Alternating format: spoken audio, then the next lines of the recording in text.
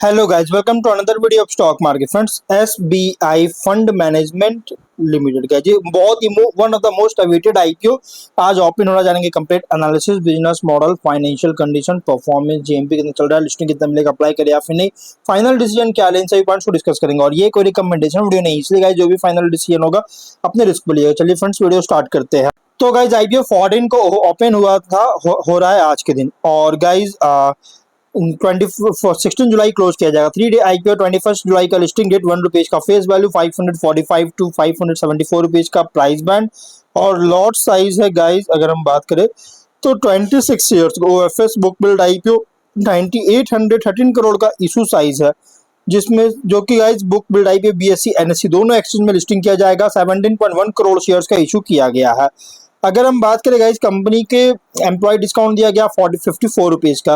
Allotment date जो कि employ discount दिया गया, शेयर होल्डर कोटा भी रखा गया है इस आईपीओ में, मतलब कि जो कि एसबीआई के जिनके पास शेयर्स है उनका कोटा रखा गया है, प्लस एम्प्लॉय डिस्काउंट दिया गया। अलॉटमेंट डेट रखा गया 17 जुलाई का, 20 को रिफंड रिलीज किया जाएगा, शेयर्स डीमैट अकाउंट में क्रेडिट होगा। और अगर हम बात करें गाइस कंपनी का ऑफर जो दिया गया है, क्यूआईबी 50%, एचएनआई 15, रिटेल 35% ऑफर दी गई है, जो कि रिटेल मिनिमम 1 लॉट अप्लाई कर सकते हैं 26 शेयर्स में 14.9 थाउजेंड पे करना पड़ेगा। मैक्सिमम 13 लॉट अप्लाई कर सकते हैं 1.9 लाख पे करना पड़ेगा। Small HNI minimum 14 lot apply कर सकते हैं 2.1 लाख पे करना पड़ेगा। मैक्सिमम 67 लॉट अप्लाई कर सकते हैं 10 लाख पे करना पड़ेगा। Big HNI minimum 68 lot apply कर सकते हैं 10.1 लाख पे करना पड़ेगा। मैक्सिमम कोई लिमिट नहीं है। लेकिन अगर हम जीएमपी की बात करेगा तो कंपनी का जीएमपी ट्रेड कर रहा है 89 रुपीज का। 15.5% का moderate premium listing gain expect कर सकते हैं। 663 रुपीज का एस्टिमेटेड लिस्टिंग प्राइस, 2314 रुपीज का एस्टिमेटेड प्रॉफिट सिंगल लॉट पे मिल सकता है।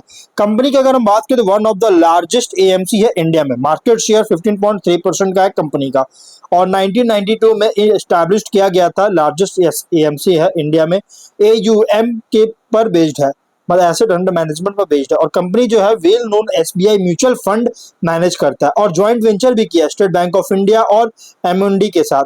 और कंपनी जो wide range of investment products भी ऑफर करता है, जैसे equity funds, date funds, hybrid funds, ETF और पोर्टफोलियो मैनेजमेंट सर्विसेज। 25 के अकॉर्डिंग कंपनी जो है लगभग 16.3 लाख करोड़ का एसेट्स मैनेज कर रही है, जो कि टोटल म्यूचुअल फंड एयूएम का, मतलब इंडिया का जो टोटल म्यूचुअल फंड एयूएम है इसका 15.5% मार्केट शेयर है, रिप्रेजेंट करता है, मतलब एक तरह से मार्केट शेयर है।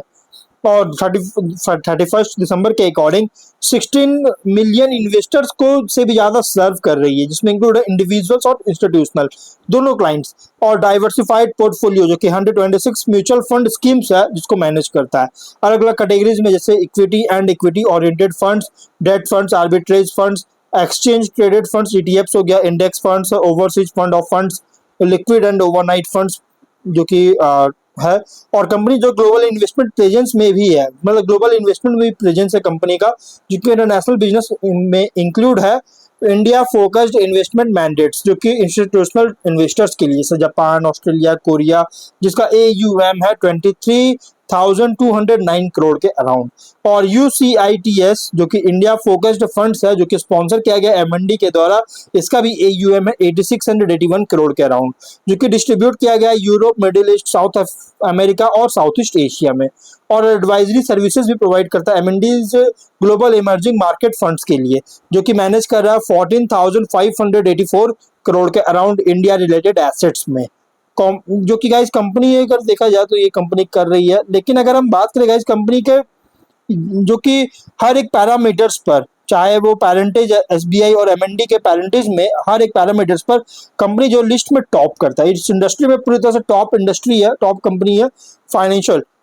और गाइस कंपनी का एसेट्स 6240 करोड़ का अराउंड, उसमें 6420 करोड़ का अराउंड नेटवर्थ, 5963 करोड़ का रिजर्व, 327 करोड़ के अराउंड।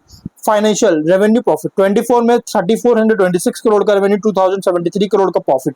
25 में 4236 करोड़ का रेवेन्यू, 2540 करोड़ का प्रॉफिट। 26 में 4976 करोड़ का रेवेन्यू, 3067 करोड़ का प्रॉफिट है। फाइनेंशियल अगर देखा जाए तो टॉप लाइन बॉटम लाइन दोनों बहुत ही स्ट्रॉन्ग ग्रोथ देखने को मिला, बहुत तेजी ग्रोथ कर रहा है गाइस, क्योंकि एयूएम बहुत तेजी से राइज हो रहा है, आप यहाँ देख सकते हैं गाइस। और कंपनी का लेकिन एसेट्स थोड़ा गिरावट आया 26 में, एसेट्स में और नेटवर्थ में गिरावट देखने को मिला 26 में। लेकिन इससे पहले गाइस आईसीआईसीआई प्रूडेंशियल का भी एएमसी लेकर आया था आज से 6 महीने पहले, मतलब लास्ट ईयर दिसंबर में, आईसीआईसीआई का भी एएमसी लेकर आया था, आईसीआईसीआई प्रूडेंशियल एएमसी, जो कि इसके कॉम्पिटिटर भी है, पीयर्स भी है। कैनरा रोबेको एसेट मैनेजमेंट भी इसके पीयर्स, जो कि रिसेंटली आईपीओ लेकर आया था सेम। और भी कंपनी जैसे मेजर कंपनी बैंक है, एचडीएफसी एएमसी हो गया, निप्पॉन इंडिया एसेट एएमसी हो गया, ये भी guys major company. Aditya Birla Sun Life AMC भी है, यूडीए एएमसी, ये सभी इसके कॉम्पिटिटर है, जो कि बहुत ही हाईली कॉम्पिटिटिव सेगमेंट में ऑपरेट हो रहा है। अगर हम बात करें गाइस कंपनी जो है टॉप 30 सिटीज का अगर देखिए तो वो 77.2% का रेवेन्यू जनरेट करता है अकेले टॉप 30 सिटीज में। और बीट 30 सिटीज की बात करें तो 22.8% का रेवेन्यू जनरेट करता है, जो कि लगभग यहाँ पे देख सकते हैं। और 98.2% पिन कोड्स में पूरे इंडिया में पहुंच चुका है, रीच हो चुका है। और इंडस्ट्री ओवरव्यू, इंडिया की म्यूचुअल फंड क्यूएएयूएम का अगर हम बात करें तो लगभग 30 फाइनेंशियल ईयर तक 16 to 17% के साथ सीएजीआर का ग्रोथ करने का एस्टिमेट है। और इंडिया का एसआईपी एयूएम 23 to 26% सीएजीआर का ग्रोथ करने का एस्टिमेट बताया जा रहा है। और यहाँ पे गाइस कंपनी का जो कि टॉप 10 कस्टमर से अगर देखिएगा, टॉप 10 स्कीम से रेवेन्यू जो जनरेट कर रहा है लगभग 46.4% का टॉप 10 स्कीम से अकेले इसमें जनरेट करता है। और गाइस कंपनी मेनली अगर हम देखेंगे तो, और देखिए डायरेक्ट और थर्ड पार्टीज दोनों से गाइस कंपनी का बहुत ही स्ट्रॉन्ग नंबर्स जनरेट करता है, मतलब कि एएयूएम जो कि जनरेट करता है। और गाइस कंपनी अगर हम मार्केट कैप और करंट स्टेटस को कंसीडर करें तो कंपनी जो है ना बहुत ही फुल्ली प्राइस रखा गया है रिसेंट फाइनेंशियल डेटा के अकॉर्डिंग। और रेशियोज में अगर देखा जाए तो R O E 43, R O N W दोनों सेम है। आर एबिटा मार्जिन 92.4% का, पीबीएफ 19.6, पी रेशियो 38.1 टाइम का, promoter holding pre ratio 98%, post issue 89.7%, market cap 1,16,914 crore का अराउंड होगा। और promoter SBI, Amundi India holdings और एमएनडी एसेट मैनेजमेंट इसके promoter है। और गाइज अगर हम बात करें गाइज कंपनी के स्वॉट एनालिसिस करेंगे तो स्ट्रेंथ अगर देखा जाए तो कंपनी का ये वन ऑफ द एसेट, ये ऑपरेट करे asset management mutual fund sector में, वन ऑफ द इंडिया की लार्जेस्ट एसेट मैनेजमेंट कंपनी है एसेट अंडर मैनेजमेंट के द्वारा।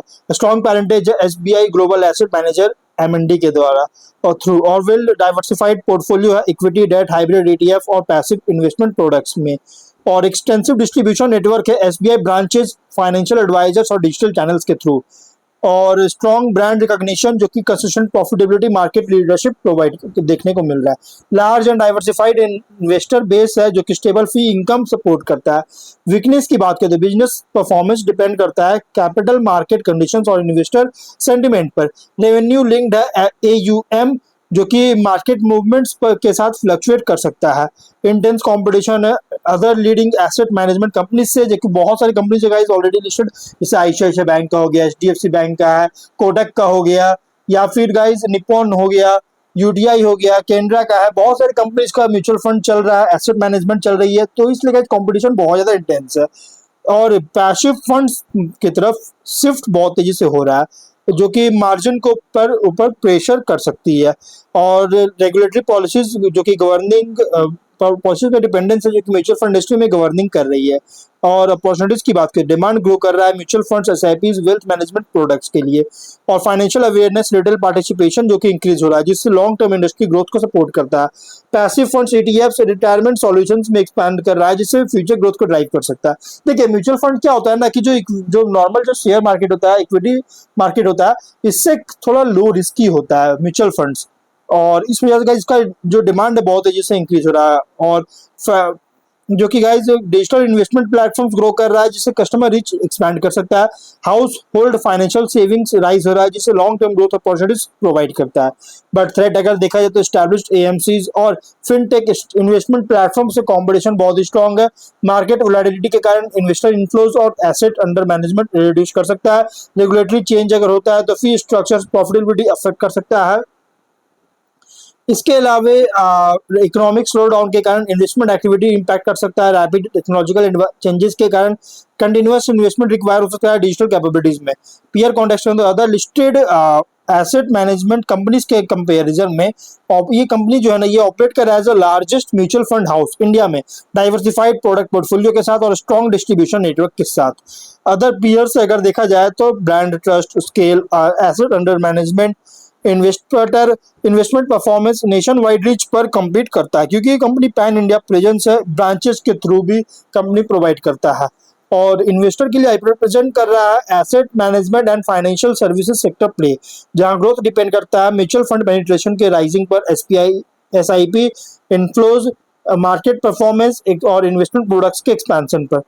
अब देखिए लिस्टिंग स्ट्रैटेजी, लिस्टिंग एंड के लिए अगर सब्सक्रिप्शन डिमांड स्ट्रांग होता है रिटेल एचएनआई क्यूआईबी हर एक कैटेगरीज में, तो कंसीडर कर सकते हैं जीएमपी सब्सक्रिप्शन ट्रेंड को मॉनिटर की जगह इशू क्लोज से पहले लॉन्ग टर्म के लिए। उन इन्वेस्टर के लिए सुटेबल है जिनका पॉजिटिव आउटलुक है इंडिया की एसेट मैनेजमेंट और वेल्थ क्रिएशन इंडस्ट्री पर। लेकिन asset AUM growth, SIP inflows, profitability, market share, digital expansion जो कि लिस्टिंग के बाद ट्रैक की जगह ये इंपॉर्टेंट पॉइंट होगा। स्ट्रैटेजी वर्डिक्ट लिस्टिंग के लिए अगर सब्सक्रिप्शन डिमांड जीएमपी सपोर्टिव होता है तो कंसीडर कर सकते हैं लॉन्ग टर्म के लिए। गाइस उन इन्वेस्टर के लिए सुटेबल है जिनका लॉन्ग टर्म व्यू है India growing mutual fund industry पर। देखिए ओवरऑल अगर बात करेंट स्टेटस और मार्केट कैप की कंसीडर करेंगे तो कंपनी जो लॉन्ग टर्म रिवॉर्ड्स आईपीओ, और इससे जो भी फाइनल डिसीजन होगा अपने रिस्क पर लीजिएगा। ये कोई रिकमेंडेशन वीडियो नहीं, तो गाइस वीडियो यहीं पर एंड करता है। अगर कोई डाउट है कमेंट बॉक्स में पूछे। मिलते हैं नेक्स्ट वीडियो में। बाय।